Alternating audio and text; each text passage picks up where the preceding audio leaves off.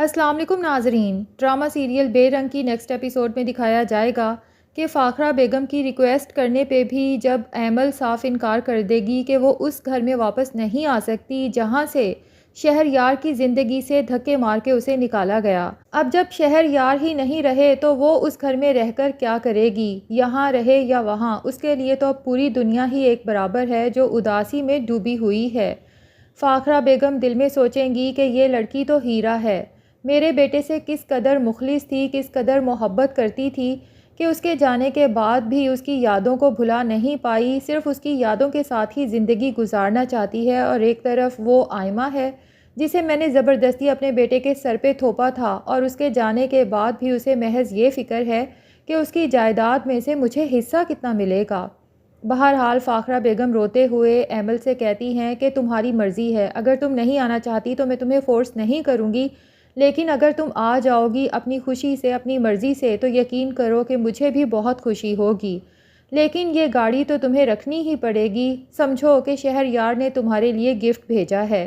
یہ سن کے تو ایمل کی آنکھوں میں بھی آنسو آ جائیں گے اور اس کے بعد فاخرہ بیگم کہیں گی کہ ایمل، اگر تم نے جاب کرنے کا، کام کرنے کا فیصلہ کر ہی لیا ہے تو غیر لوگوں میں کام کرنے سے کیا بہتر نہیں کہ تم ہمارا آفس جوائن کر لو؟ شہر یار کا آفس ویسے کا ویسا بند پڑا ہے، میری تو ہمت ہی نہیں ہوئی میں اپنے بیٹے کے آفس کو جا کر دیکھوں، کھول کے دیکھوں اس کی چیزوں کو، لیکن اگر تم جوائن کر لوگی تو تمہیں وہی آفس دے دیا جائے گا۔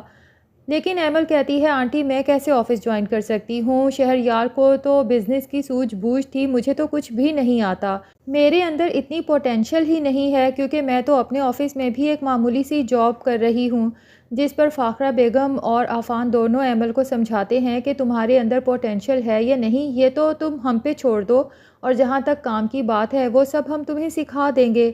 لیکن ایمل کہتی ہے پلیز مجھے اس کے لیے بھی فورس نہ کریں، مجھے سوچنے کے لیے وقت دیں، میں آپ کو سوچنے کے بعد اپنا فیصلہ سنا دوں گی۔ دوسری طرف عفان اور اینی کھانا کھانے کے بعد جب گھر داخل ہوتے ہیں تو سامنے ہی دردانہ اور آئمہ کھڑی ہوتی ہیں۔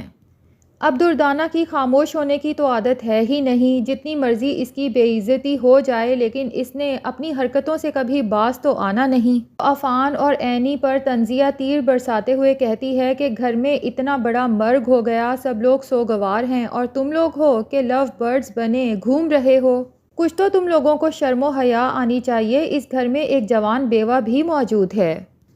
اس کے سامنے بھلا یہ سب چونچلے کرنے کی کیا ضرورت ہے؟ حالانکہ دردانہ کو پہلے اپنی بیٹی کا میک اپ تو دیکھنا چاہیے کہ کیا وہ واقعی ہی کہیں سے بیوہ لگتی بھی ہے یا نہیں۔ اب اتفاق سے فاخرہ دردانہ کی باتیں سن لیتی ہے، نیچے آتی ہے اور دردانہ کی ایک دفعہ پھر بے عزتی کر دیتی ہے اور کہتی ہے کہ دردانہ اگر اینی اور عفان لو برڈز بنے گھوم بھی رہے ہیں تو اس سے تمہیں یا تمہاری بیٹی کو آخر کیا مسئلہ ہو سکتا ہے؟ اور اگر تم اینی اور عفان کی خوشیوں سے اتنی ہی حاسد ہو تو بہتر یہی ہے کہ تم یہاں سے چلی جاؤ، تمہیں اپنا کہیں اور انتظام کر لینا چاہیے۔ جس پہ دردانہ کھسیانی سی ہو جاتی ہے کہ باجی نے بھی الٹا میری ہی بے عزتی کر دی، اس لیے کہتی ہے باجی میں تو محض بات کر رہی تھی۔ تو فاخرہ بھی سنا دیتی ہے کہ آج تو یہ بات کر دی ہے، دوبارہ نہ کرنا، بھائی وہ میاں بیوی ہیں، ان کا پورا حق بنتا ہے وہ جیسے مرضی گھومے پھریں، جیسے مرضی خوش رہیں۔ اب فاخرہ تو دردانہ کو یہ سب سنا کے وہاں سے چلی جاتی ہے، جبکہ فاخرہ اپنی بیٹی آئمہ سے کہتی ہے کہ تم دیکھ رہی ہو نا باجی نے کس طرح سے اپنا رنگ پلٹا ہے،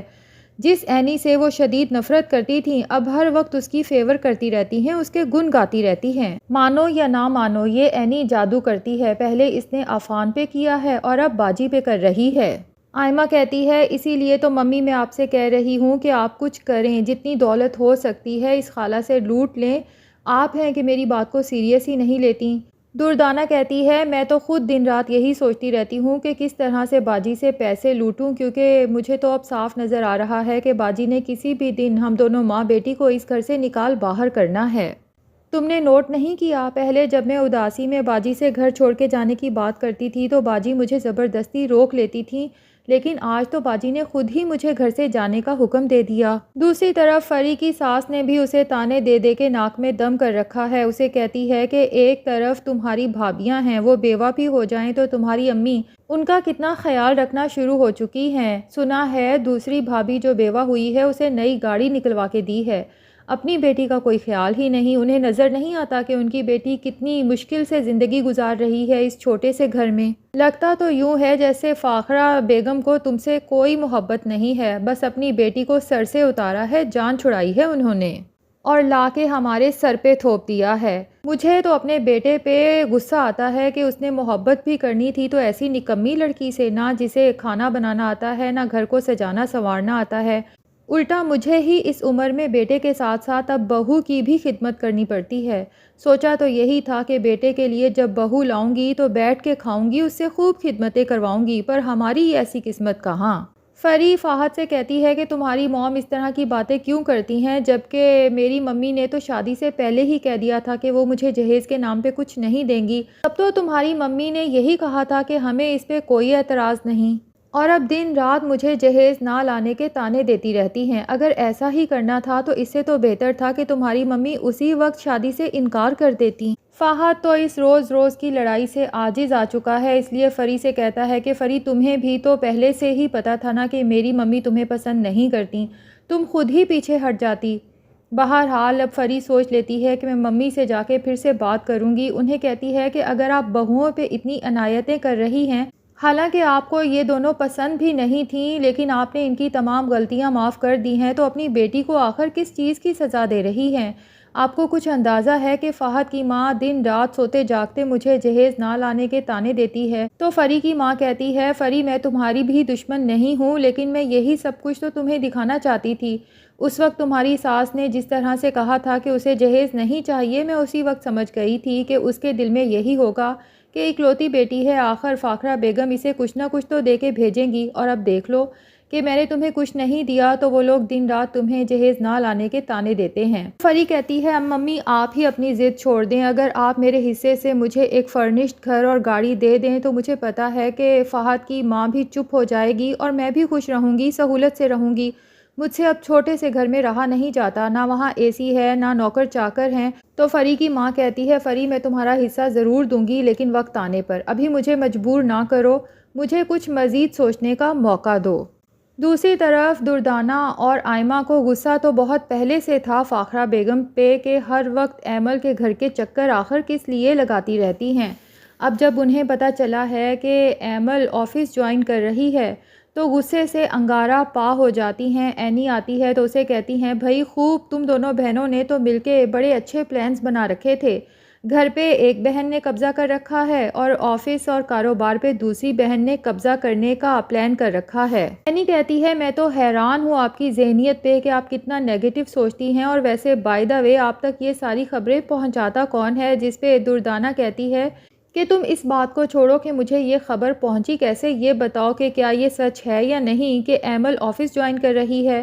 تو اینی کہتی ہے ممی نے اسے آفر تو ضرور کی ہے لیکن ایمل نے ابھی ممی کو اپنا فیصلہ نہیں سنایا، وہ سوچنے کے بعد ہی فیصلہ کرے گی کہ آیا اس نے آفس جوائن کرنا بھی ہے یا نہیں۔ دردانہ جب آئمہ کو یہ سب بتائے گی تو آئمہ اپنی خالہ کے پاس پہنچ جائے گی کہ کیا آپ کو میں نظر نہیں آتی، میں بھی تو آپ کی بہو ہوں، اور ویسے بھی شہر یار کے مرنے سے پہلے تو میں ہی اس کے ساتھ رہتی تھی،